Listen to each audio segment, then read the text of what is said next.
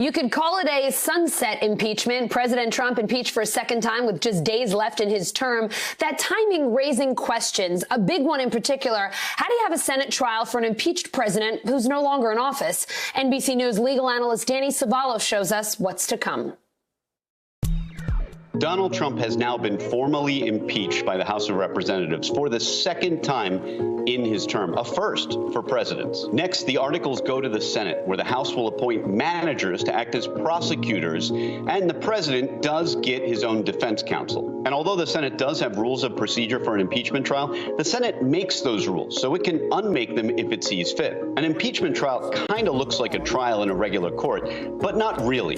Both President Clinton's impeachment and President Trump's last impeachment were similar in that witnesses didn't testify in person, but rather by videotape. So in the sense, there were witnesses, but not witnesses in the traditional sense in a courtroom. Another reason the Senate is able to make up rules as it sees fit is that the defendant in an impeachment trial doesn't have constitutional due process rights. A criminal defendant in the United States has certain constitutional due process protections. But the fundamental idea behind those protections are that if you deprive a defendant of life, liberty, or property, that defendant should have due process. In an impeachment trial, you're not depriving the president of life, liberty, or property, just his job serving the people. Now, in both the Clinton impeachment and the last Trump impeachment, both presidents were in office during the entire trial. This trial will likely happen, at least in part, after President Trump leaves office. Some scholars argue that you can't do that because there's nothing left to impeach after the president leaves. Others argue that there is historical precedent for carrying on an impeachment trial after the person has left office. But precedent in an impeachment court is not really the same as precedent in a regular court. The Senate ultimately gets to decide what it wants to do. If he's convicted by the Senate, President Trump might not even be able to challenge this in court.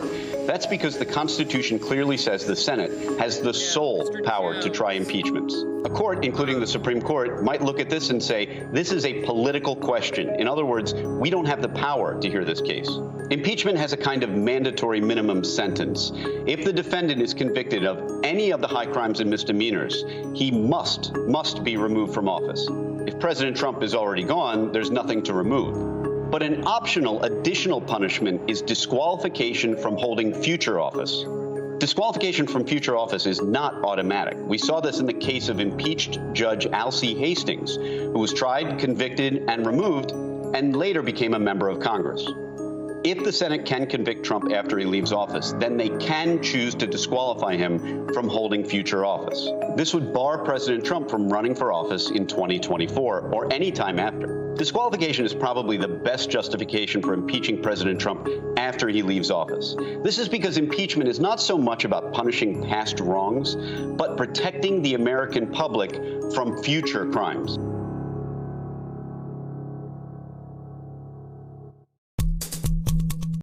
Hey, NBC News viewers, thanks for checking out our YouTube channel. Subscribe by clicking on that button down here and click on any of the videos over here to watch the latest interviews, show highlights, and digital exclusives.